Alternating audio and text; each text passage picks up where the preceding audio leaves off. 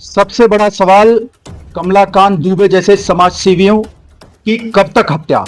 इस समय हम मौजूद हैं जनपद भदोही के धसकरी गांव में, जहां भ्रष्टाचार का मामला उजागर होता है और उजागर करने वाले कमलाकांत दुबे की हत्या कर दी जाती है। बार बार आकाशभूमि न्यूज भ्रष्टाचार के खिलाफ पूरे जनपद में आवाज उठाता रहता है और आकाशभूमि न्यूज लगातार कहता है कि थानों पर लापरवाही चल रही है, हल्का प्रभारी अपना काम नहीं कर रहे हैं, कोतवाल अपना काम नहीं कर रहे हैं। ये कहने मुझे कोई गुरेज नहीं है कि सभी की संपत्ति की जांच होनी चाहिए। मंडल तक करवाइए जांच, दूध का दूध पानी का पानी हो जाएगा, पता चल जाएगा कि इनकी अवैध संपत्ति आखिर आ कहां से रही है। साल भर से लगातार लड़ रहे हैं और लगातार गुहार लगा रहे हैं कि मेरी हत्या हो सकती है।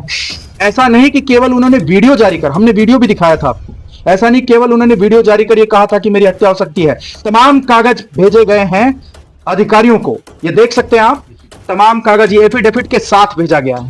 अब कौन सा कागज चाहिए आपको कार्रवाई करने के लिए?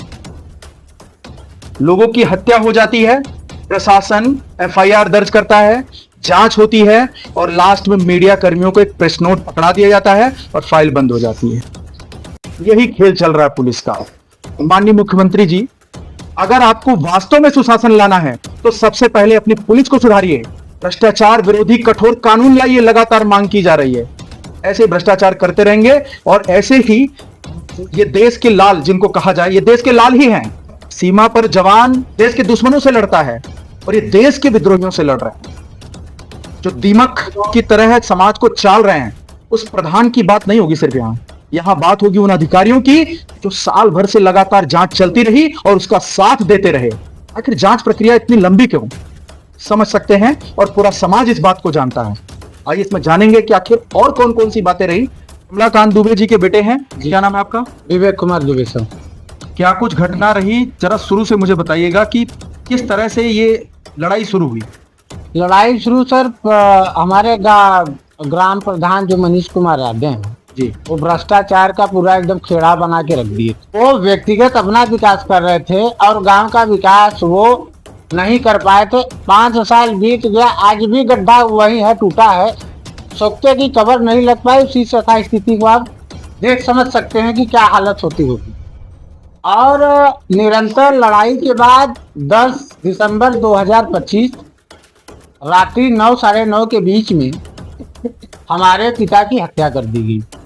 वो हमारे पिता का क्लिनिक है, वहाँ समाज सेवी का कार्यालय है, वहाँ रात को शटर गिरा के शटर लॉक कर रहे थे। गाड़ी आई अटिगा और अटिगा में आके सीधा शटर में आके उसे में कुचल के बेरहमी तरीके से हमारे पिता की हत्या कर दी गई। सीसीटीवी ने प्रमाण भी दे दिया और सीसीटीवी और भी इनके जितने क्लिप थे उसके सारे एविडेंस मेरे पास मौजूद हैं। और इनका ये कृत्य करने का मुख्य उद्देश्य ये था कि उसी दिन खनन माफिया को 151 में जेल भेजा गया, मेहीलाल यादव, और उसी दिन इनके प्रधान ग्राम प्रधान मनीष कुमार यादव के वित्तीय प्रशासनिक पावर को समाप्त कर दिया गया।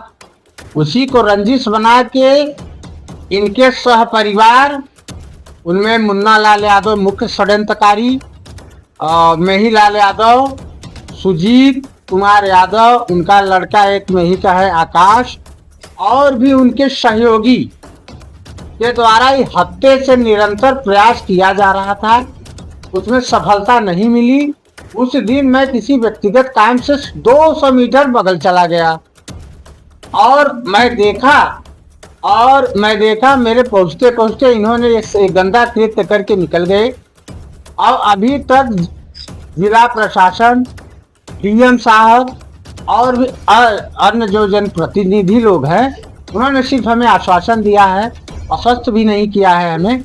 और मैं श्री अभिमन्यु मांगली पुलिस अधीक्षक महोदय से पूछना चाहता हूं कि बार बार निरंतर आपको जान की सुरक्षा हेतु गुहार लगाई गई आरजीआरएस के माध्यम से, कार्यालय के माध्यम से, थाने के माध्यम से, और आप सोए पड़े हुए थे, आपने कुछ नहीं किया। आज हमारे पिताजी इस दुनिया में नहीं है और एक समाज सेवी का काम करते करते, देश की हित में काम करते करते, समाज की सेवा में काम करते करते आज उनकी निर्मम तरीके से हत्या कर दी गई। मैं यही पूछना चाहता हूँ कि इतनी दिन से आपको सुरक्षा हेतु गुहार लगाई गई तो आपने क्यों नहीं किया? तो आप हमारी 3 मांगे पूरी कर दीजिए। सर्वप्रथम एक, या तो हमारे पिता को आप स्वयं ला के हमारे सामने खड़ा कर दीजिए, या तो जो हमारे पिता के साथ हुआ है वो वैसे विपक्षी के साथ कराया जाए।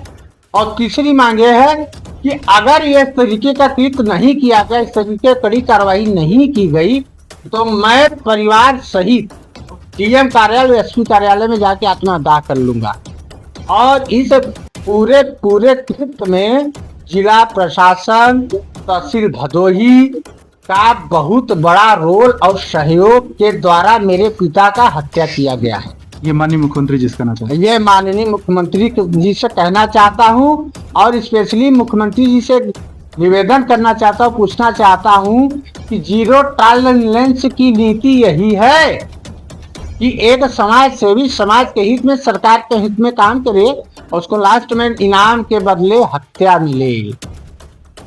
हमें इसका जवाब एसपी साहब दे दे, डीएम साहब दे दे, कमिश्नर साहब दे दे, या अन्य कोई अधिकारी आके हमारी बातों का जवाब दे दे, नहीं तो बहुत बड़ा आंदोलन होगा। इस आंदोलन में बहुत चीज बिखर जाएंगी। मैं निवेदन करूंगा कि 13वीं तक मेरे पिताजी हम लोगों के बीच से तो चले गए हैं, तो कहने की बात तो यह है कि 18 दिन तो बीच में रहते हैं। 18 दिन यानी 13वीं तक अगर इनके सारे साम्राज्य को नहीं मिटाया गया तो 14वें दिन से आंदोलन शुरू हो जाएगा। एक बड़ा सवाल ये है कि घर का खर्च कैसे चल रहा था और कौन चला रहा था? पापा हमारे घर का खर्च चलाते थे, उन्हीं के सहयोग से परिवार का जीवन यापन होता था। अब वो नहीं है तो जैसे तैसे तो चलेगा ही। तो मैं जिला प्रशासन से और माननीय मुख्यमंत्री और जनप्रतिनिधियों से निवेदन करूंगा कि इसके बारे में गंभीरता से विचार की जाए। अभी तमाम मीडिया कर्मियों ने कहा या फिर जनप्रतिनिधियों ने कहा कि आपको सरकारी नौकरी, आपके परिवार को किसी को मिलनी चाहिए, आर्थिक सहायता मिलनी चाहिए। तमाम नचनिए गवैयों को सरकार आर्थिक लाभ दे देती है केवल अपने फायदे के लिए, वोट बैंक की राजनीति के लिए। तो क्या लगता है समाज हित के लिए काम करने वाले कमलाकांत दुबे के लिए सरकार को नहीं सोचना चाहिए?